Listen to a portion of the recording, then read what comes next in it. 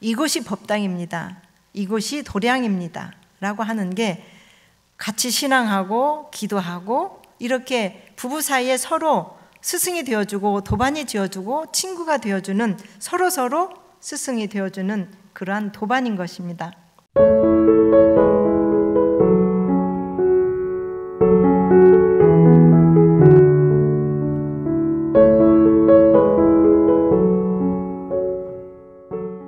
반갑습니다. 네, 서로 인사 나누시지요. 유튜브로 함께 하시는 도반님들도 반갑습니다. 벨기에의 작가 메테를링크라고 하는 분이 쓰신 동화가 있죠. 파랑새라는 동화입니다. 거기에 보면 두 어린이가 있죠. 두 어린이가 틸틸과 미틸이라고 하는 두 어린이가 행복을 가져다주는 파랑새를 찾으러 다닙니다. 그러나 나중에는 집으로 돌아와서 새장 속에 있는 깃털과 그것을 보고 파랑새를 찾았다는 스토리. 그 이야기는 행복의 파랑새는 우리들 가까이에 있다라고 하는 것을 깨우쳐주는 동화였습니다. 사람들은 행복을 멀리 있다라고 생각을 합니다. 그러나 행복은 멀리 있는 것이 아니라 우리들 가까이에 있다는 사실을 우리는 잘 알고 있죠. 이 세상에 많은 사람들이 제각기 다른 형태와 방식으로 살아가고 있습니다. 그런데 사실은 알고 보면 어떻게 보면 똑같은 패턴과 방식으로 살지 않나 그런 생각을 해보았어요. 말하자면 한 세대의 인간이 세상에 태어나서 어린 시절을 보내고 학교를 가고 취직하고 결혼하고 손자 손녀를 낳고 노병사를 통해서 인생을 마감하는 그러한 패턴은 반복된다라는 생각을 해보았습니다. 우리 일생이 매일 새로운 것 같지만 우리는 내 부모가 해왔던 대로 살아가게 되고, 그래서 많은 사람들이 인생이 얼마나 허망한가 하는 물음을 갖게 하죠. 인생이 허망하다 하는 분들도 많이 있습니다. 그러나 저는 오늘 인생이 허망하다는 것이 아니라 우리들 삶의 공동된 삶의 의미를 허무로 파악하고자 하는 것이 아니라 인생의 행복이 물질이나 소유에 있지 않다. 그 성공과 육신의 쾌락에 있지 않다라고 하는 것을 말씀드리고자 하는 것입니다. 발명가 토마스 에디슨이 한 말이 있습니다. 나는 내가 발명한 것은 단지 감추어진 비밀을 들추어냈을 뿐이지 새로운 것은 하나도 없다. 이렇게 말을 합니다. 새로운 것은 하나도 없다는 겁니다. 오직 자연 속에 있는 원리 그리고 그 비밀을 드러내서 그것을 이용했을 뿐이지 새로운 것은 하나도 없다라고 하는 말입니다. 우리들 사람들의 생활도 이와 같지 않을까 생각을 해보았습니다. 흔히 사람들은 자신들의 삶이 매우 독특하고 드라마틱하다고 생각을 합니다. 저도 제 일생을 보면 드라마틱하다라고 얘기할 수 있어요. 우리 특히 남성 교도님들, 도반님들 나의 군대 시절을 얘기하면 그야말로 드라마틱하지. 이런 모임 자리에 만나면 나의 군대 생활 이야기, 이건 너무나도 독특하고 새롭고 무궁무진하죠. 그러나 여성들도 자기들의 삶을 보면 매우 드라마틱하고 새롭고 소설을 10권을 쓰고도 남을 정도다 이렇게 이야기를 하죠. 그렇게 여러 경험들을 들어보면 형태와 저기만 다를 뿐이지 성공과 실패 원리, 행복과 불행의 공식도 한치의 차이가 없다. 교무님 무슨 말씀이십니까? 어째 한치의 차이가 없다고 말씀을 하시죠? 그것은 바로 우리가 하늘 아래 인간의 세계에서 진리와 자연이 주는 인과의 법칙과 무한한 은혜 속에 있다고 하는 것은 똑같다라고 하는 겁니다. 그 안에 있다는 것. 인과이치와 무한한 은혜의 안에 있다라고 하는 것을 말씀드리고 싶은 겁니다. 그래서 우리가 어려서 간단한 혹은 어려운 수학 문제를 풀 때 공식 하나만 알면 쉽게 풀고 그거를 해결했다고 할 때 그 기쁨을 느껴본 적 있을 거예요. 덥셈, 나눗셈, 방정식 이런 것들 어려운 수학 문제였지만 공식만 알게 되면 쉽게 풀어지고 그 기쁨을 맛봤을 것입니다. 그래서 오늘 저는 행복한 가정을 이루는 공식이라는 말씀으로 여러분들과 함께 대종사님 말씀을 전해보고자 합니다. 첫 번째 행복한 가정을 이루는 공식, 저는 진리를 모신 가정이어야 된다라고 말씀을 드리고 싶습니다. 진리를 경외하는 가정, 진리의 신앙을 가지는 일이 행복한 가정을 이루는 첫 번째 덕목이 된다라고 하는 겁니다. 사람들은 일반적으로 소유에서 그 행복을 찾으려고 하지요.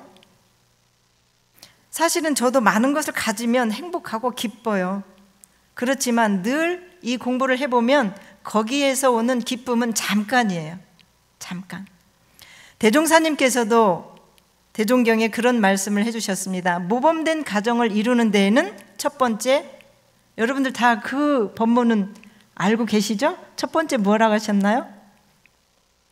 온 집안이 같이 신앙할 만한 종교를 가지고 늘 새로운 정신으로 새 생활을 개척하는 것, 이것이 모범된 가정의 첫 번째 조건으로 말씀을 해주셨습니다. 이 말씀은 곧 행복은 물질의 소유에 있는 것이 아니라 진리를 중심 삼고 신앙을 하는 것이 참된 행복이다 라고 하는 것입니다.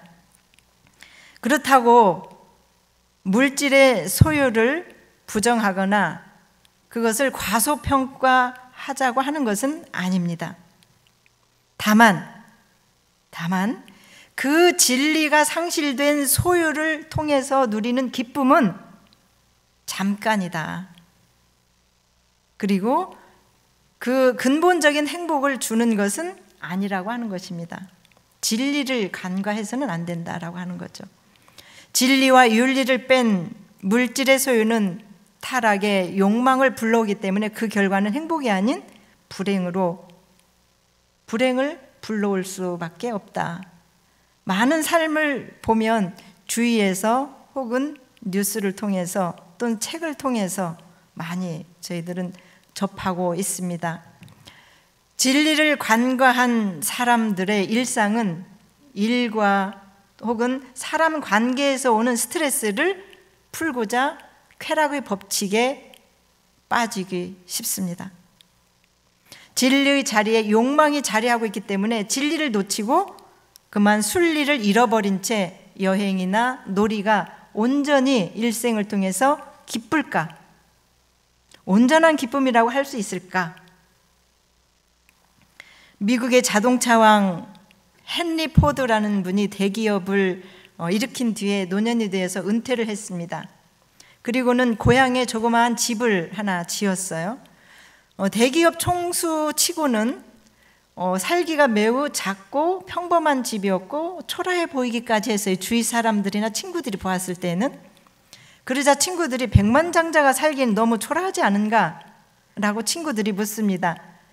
그러자 헨리 포드가 하는 말이 얼굴에 미소를 가득 띄우면서 이 사람아, 진정한 가정은 크기가 문제가 아닐세. 그 속에 사랑이 있느냐가 없느냐가 문제일세. 사랑이 있으면 작은 집도 위대한 가정이 되는 것이고 대리석으로 지었어도 사랑이 없으면 금방 무너질 것일세. 이렇게 말을 합니다. 그리고 지금도 디트로이트에 가면 이런 헨리 포드의 기념관에 가면 이런 글귀를 볼 수 있다고 합니다. 저는 직접 가보지는 않았지만 헨리는 꿈을 꾸는 사람이었고 그의 아내는 기도하는 사람이었다. 포드의 성공 이면에는 꿈꾸는 사람과 기도하는 사람이 함께 있었듯이 건강하고 행복한 가정은 모범된 가정의 특징은 가족들이 함께 공통된 종교적 신념을 가지고 사는 가정이었다라고 하는 것을 말하는 거겠죠. 행복한 가정을 이루는 두 번째 공식처는 어떠한 환경 속에서도 늘 감사하는 마음을 갖는 것이라고 말씀드리고 싶습니다. 원불교를 신앙하고 또 수행하는 우리 도반님들에게는 우리들의 생활 표준인 원망 생활을 감사 생활로 돌리자. 이거는 우리가 모두 마음에 품고 있고 늘 행하고 있는 바라고 생각이 들어집니다. 주어진 여건과 건강 혹은 물질이 부족하고 어려움이 있다 하더라도 감사하는 것이죠. 그래서 서로가 서로를 향해 원망하는 마음은 결코 개인이든 집단이든 원망이 많으면 그 인생은 쉽게 풀리지 않는다라고 하는 걸 우리는 잘 알고 있습니다.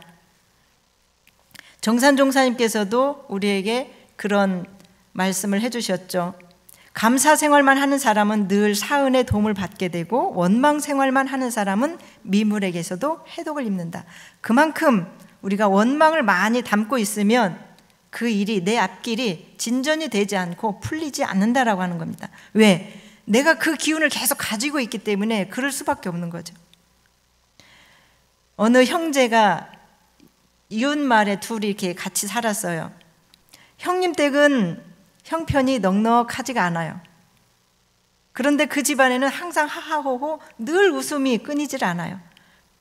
동생은 형편이 그보다 훨씬 좋고 잘 사는데도 그 집안에는 늘 어렵고 늘 분란이 있어요. 이 동생이 생각할 때 우리 형님은 나보다도 가난하고 가진 것이 없는데 어찌 저렇게 행복하고 가족들이 모두가 웃을까?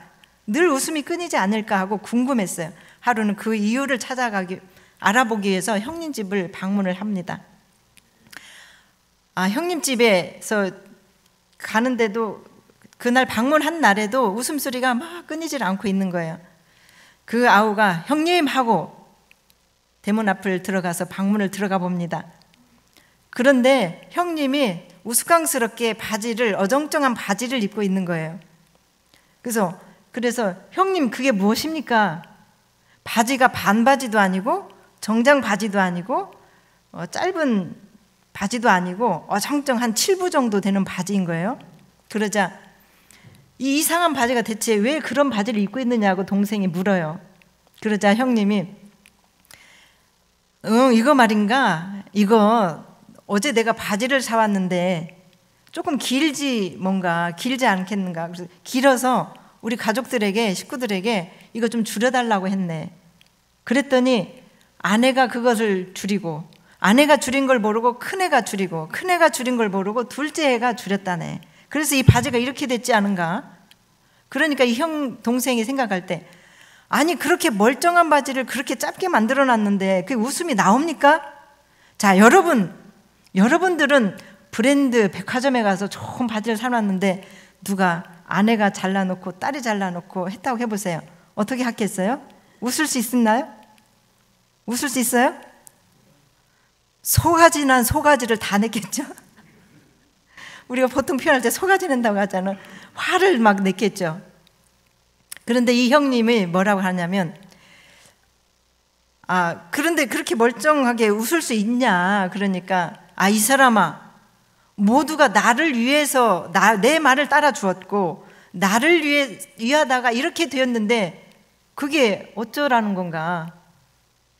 그제서야 이 동생이 이 형님네가 웃음이 끊이지 않는 이유를 그때 알았다는 거죠. 모두가 신뢰하고 위하고 양보하고 이런 거죠. 보통 우리가 살아가는 데 있어서는 법률에서는 동기를 참작을 하죠. 법률가 계시죠? 평사님. 법률에서는 동기를 참작은 하죠. 그러나 결과로 처리를 하죠. 그러나 그와 반면에 종교에서는 대체적으로 동기를 중요하게 생각하죠. 그것이 또 마음 공부이기도 하죠. 왜 그 일이 되게 되었는가라고는 그 본의를 생각하는 거죠. 대종사님께서도 그 말씀을 하셨습니다. 사람이 그 본인은 저편에게, 그 본이라고 하는 건 그 사람의 뜻, 원래 마음, 그것은 저 사람에게 이로움을 주기로 했는데 그것이 혹 잘못되어서 해로움이 됐거나 손해가 봤을 때는 그럴 수도 있는데, 그럴 때 우리가 남을 위해서 무슨 일을 할 때는 반드시 미리 조심을 해라. 그럴 수 있으니까 조심을 해라. 그러한 경우로 해를 입었거나 손해를 받았을 때에는 또 그 본의를 생각해서, 그 손해를 본 사람은 그 저 상대방이 나를 위하고자 하는 그 본의를, 본래 마음과 뜻을 생각해서 감사할지언정 그 결과를 가지고 해로운 것만 들어가지고 원망하지는 마라. 그 본의를 파악해 주라는 거죠. 동기를 참작하라는 거죠. 우리 속 깊은 망공부인들의 공부의 방법이기도 합니다. 비록 넉넉하지는 못하지만 늘 웃음꽃이 피지 않고 끊이지 않고 화목한 이 형님댁의 비결은 바로 서로에게 탓을 돌리지 않고 감사하는 마음, 그것이었다. 가족 구성원 간의 이해와 용서와 신뢰로 맺어진 결과였다라고 하는 것을 우리는 그 이야기를 통해서 알 수 있습니다. 물론 대부분의 가정마다 겉으로 보기에는 편안할 수 있어요. 그런데 별다른 흠이 없고 또 온전하고 화려해 보여도 가정마다 애쓰고 힘들고 불편한 상황과 일들이 종종 생기기도 하고 잠재해 있기도 합니다. 말하기 곤란한 경우도 있죠. 어쩌면 가정에서 더 많은 고통을 받으며 살아가는 삶을 우리는 살고 있을 수도 있습니다. 그러나 우리는 공부인들이기에 그것을 공부 삼아서, 모든 경계를 공부 삼아서 은혜를 발견하고 감사 생활을 하면서 나를 진급시키고 가족을 진급시키고 단체를 성장시키고 진급시켜가는 우리들의 삶입니다. 생각해보면 그 고난은 우리를 큰 고통에서 더욱 성숙시키고 또 거듭나게 하도록 또 견뎌낼 만큼 고통을 준다고 하죠. 대산종사님께서 하신 말씀, 견딜 만큼 주고 그 고통을 통해서 진급시켜주는 것이다. 그러니 경계를 통해서 항상 공부심을 가지고 감사 발견하고 원망생활하지 말라는 말씀을 거듭거듭 당부해 주신 바가 있습니다. 미국의 백화점 왕으로 불리는 페니에게 어떻게 해서 이렇게 부자가 되었습니까? 라고 묻습니다. 그분이 간단하게 대답을 합니다. 나는 고난 때문에 성공했습니다. 자, 고난이 우리에게 성공의 원인이 되나요? 공감하시나요? 저는 오늘 이걸 준비하면서 지난해 임성원 교도님께서 이렇게 신앙수행담을 해주셨던 걸 기억을 합니다. 그분도 수많은 정말 죽고 싶을 정도로 고난 속에서 지금의 만두집과 여러 개의 가게를 읽어왔던 임성원 도반님의 이야기가, 그분이 바로 고난 속에서 행복과 성공을 읽어온 분이라는 우리 도반으로서 산 증인이다 생각을 해보았습니다. 여러분 모두가 아시는 것처럼 인생은 모두에게 풍랑이 있죠. 풍랑이 있어요. 풍랑이 있는데 풍랑을 만난 것이 중요한 것이 아니라 그 풍랑을 우리가 어떻게 극복했느냐, 그 고난을 통해서 극복하는 과정을 통해서 우리가 더 큰 유익을 얻게 되었다라고 하는 사실을 우리는 기억을 해야 합니다. 어느 부자 아버지가 나는 우리 아들에게 큰 선물을 주었습니다 라고 자랑을 하는 거예요. 그분은 아주 큰 부자였어요. 그러자 주위에 있는 사람들이 아마 다이아몬드나 자동차나 큰 집이나 공장 이것을 주었겠지? 라고 생각을 하면서 물었어요. 그러자 나는 내 아들에게 가난을 선물했습니다. 그럽니다. 가난을 선물했습니다. 그러자 사람들이 왜 그것이 큰 선물이 됩니까? 당신 그렇게 많은데 왜 아들에게 가난을 선물을 줍니까? 라고 묻죠. 그러자 그 아버지 하시는 말씀, 부자 뒤에는 타락과 환락이 있게 된다. 그렇기 때문에 나는 가난 뒤에는 근면과 성실이 따르기 때문에 나는 내 아들에게 가난을 선물했다.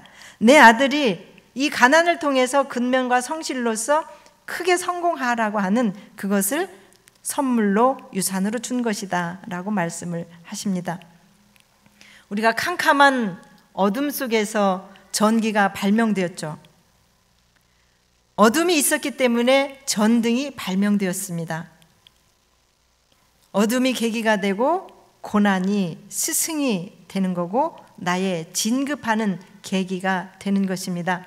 불행과 위기를 통해서 오히려 진리로부터 우리는 한량없는 은혜를 깨닫고 감사할 줄 아는 그러한 행운을 찾을 수 있다라고 하는 겁니다. 코로나19가 왔고 또 팬데믹 속에서 우리가 살고 있지만 우리 도반님들은 감사하고 즐거워하면서 가족들과 행복하게 살아가고 있습니다. 바이러스가 소리 없이 빠르게 전파되는 것처럼 우리 도반님들도 감사와 기쁨이 사정없이 우리 도반님들 가정에게 전염되었으면 좋겠습니다. 행복한 가정을 이루는 세 번째 공식은 사람과 사람의 관계에서 은혜와 사랑을 나누는 것, 이렇게 말씀드리고 싶습니다. 사랑은 실패도 없고 또 손해도 없습니다. 가정은 혼자 사는 것이 아니죠. 기본적으로 아내와 남편, 부모와 자녀들이 함께 어우러져 살죠. 성이 다르고 세대가 다르고 또 그렇게 시부모를 모시면서 살아가기도 합니다. 흔히 듣는 말이 있습니다. 요즘 제가 들었던 말 중에 그런 말이 있더라고요. 20년, 30년, 40년 사는 부부를 향해서 기적이다, 기적, 이렇게 말을 해요. 야, 어떻게 30년, 40년을 함께 사냐, 기적이다, 기적, 이런 말을 농담 삼아 얘기하는 걸 들었습니다. 각기 다른 환경에서 남녀가 만났고 그것도 이성이 다른 분들이 한데 모여서 산다는 것이 얼마나 어렵고 힘들겠냐라고 하는 겁니다. 그러나 공존의 조건 하나, 그것은 사랑이죠. 여러분들 다 가정을 이루고 있는데 사랑을 가지고 있으시죠? 사랑 없나 보네. 대답 없는 거 보니까. 사랑이 있으신 거죠? 공존의 조건은 단 하나, 사랑. 이 사랑은 끝없는 관심과 이해와 양보와 희생이죠. 오늘 신혼부부가 왔어요. 성수환님하고 염 선생님이죠. 예, 두 분 왔는데 오늘 잘 됐네요. 우리 두 분 신혼부부에게 주례사를 하는 것 같네.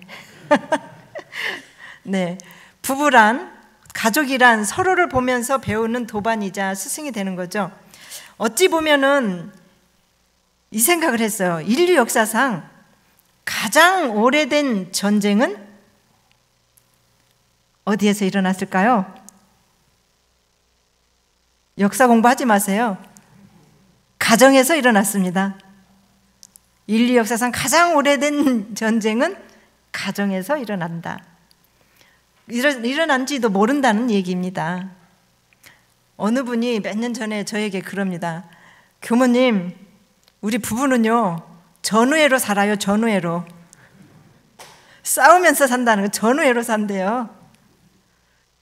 그러면서 행복하대요. 싸웠다가 화했다, 싸웠다가 화했다. 전우애. 그래서 전우애. 가정에 사랑이 없으면 전쟁이며 지옥이죠. 인간 사회를 사실은 유지하고 발전시켜온 원동력은 종교나 문명이 아니라 무엇이었을까요? 가정입니다. 가정이요, 사랑이었던 겁니다. 대종사님께서 말씀하신 한 가정은 한 나라를 축소하여 놓은 것이요, 한 나라는 여러 가정을 모아놓은 것이니 한 가정은 그 작은 나라인 동시에 큰 나라의 근본이 된다. 그렇기 때문에 한 가정을 다스리는 사람은 사회, 국가에 나가서도 그 사회, 그 국가를 잘 다스릴 것이고, 또한 각자가 그 가정을 잘 다스리고 보면 국가는 따라서 잘 다스려질 것이다. 그래서 한 가정을 다스리는 호주의 책임이 중하고 큼을 알아야 한다. 새로운 호주, 염 선생님, 호주의 그 정신 책임이 중하고 큼을 알겠느뇨? 네, 숙명적으로나 필연적으로나 자연 법칙적으로 만난 남녀가 부부를 이루고 사는 가정과 가족은 사랑으로 살아가는 영원한 동반자입니다. 또 서로를 성장시켜주는 스승이에요. 반면교사예요. 반면교사, 서로 스승이에요. 그래서 서로에게 또 혹은 즐거움을 주는 친구지요. 의지가 되어주는 도반입니다. 그래서 마땅히 지켜야 할 바른 도리입니다. 부부간에는 한 쌍의 여성과 남성, 이런 아내와 남편이 이런 관계만 유지하면서 살아간다면 그 가정은 성공할 것이고 행복을 이룰 것입니다. 그래서 서로 가족 구성원들이 저절로 사랑에 감염되어서 행복이 넘쳐나서 이것이 사랑의 실체요 행복의 실체라고 말씀을 드릴 수 있습니다. 이런 가정이 곧 법당입니다. 그리고 진정한 종교의 진정한 본질이 되는 것입니다. 그래서 저는 가끔 순교를 가면 그러죠. 이곳이 법당입니다.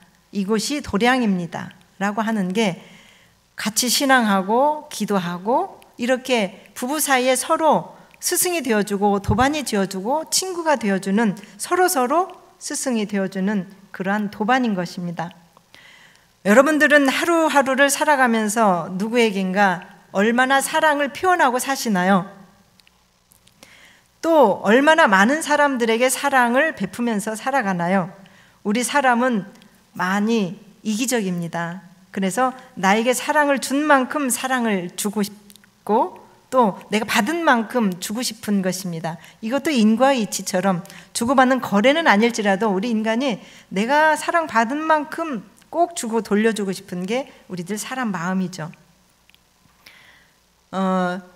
인간의 몸이 물이 70%라고 한다면 한 가정의 인생의 80%는 사랑으로 채워져야 합니다. 사랑은 어떤 조건이 아니라 또 관계입니다. 내가 남편과 혹은 아내로서 사랑하는 것이죠. 조건이 아닙니다. 혹시 염수생님, 소아님 조건으로 결혼했나요? 아니죠? 아니었죠? 두 분의 관계였죠? 사랑이었죠? 네, 믿습니다.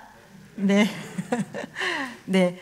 우리가 내가 남편과 아내이기 때문에 사랑하는 것이고 자식이 공부를 잘하고 남편이 돈을 많이 벌어와서 사랑하는 게 아니라 그냥 사랑의 관계이다. 그렇게 보시나요? 그렇게 사랑하고 계신 거죠? 정말요? 네. 대종경 교회품 15장에 대종사님께서 어느 노부부에게 불순한 며느리에게 불공하라는 실상사 불천님 불공과 실지 며느리 불공에 대한 말씀처럼 실지 불공하라는 대종사님 말씀이 바로 그것입니다. 관계입니다. 사랑입니다. 그게 바로 처처불상, 사사불공, 감사생활, 은혜 발견이죠. 종교인으로서 가정에서부터 자신을 희생하고 사랑을 베푸는 것이 우리 수도인의 기본 자세라고 봅니다.